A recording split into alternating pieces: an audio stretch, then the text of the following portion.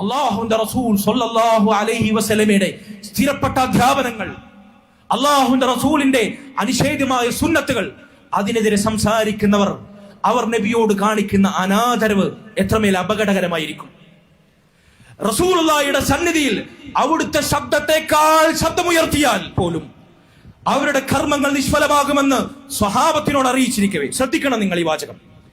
നബിയുടെ സന്നിധിയിൽ അവിടുത്തെ ശബ്ദത്തെക്കാൾ ശബ്ദമുയർത്തുന്നത് പോലും പ്രവർത്തനങ്ങൾ മുഴുവൻ നിഷ്ഫലമാകാൻ കാരണമാകുമെന്ന് സ്വഹാബത്തിനെ അള്ളാഹു ഖുർആനിൽ ഓർമ്മപ്പെടുത്തിയെങ്കിൽ റസൂലുള്ളാഹിയുടെ സ്ഥിരപ്പെട്ട കൽപ്പനകൾ, സുന്നത്തുകൾ, അതിനെതിരെ ശബ്ദിക്കുന്നവർ, അതിനെ കാലഘട്ടത്തിന് യോജിച്ചതല്ല, അത് സ്വാതന്ത്ര്യത്തിനെതിരാണ്, അത് അപരിഷ്കൃതമാണ്, അത് പുരോഗമനത്തിനെതിരാണ്, അത് ഇക്കാലഘട്ടത്തിൽ പറ്റൂല, ഈ നാട്ടിൽ പറ്റില്ല.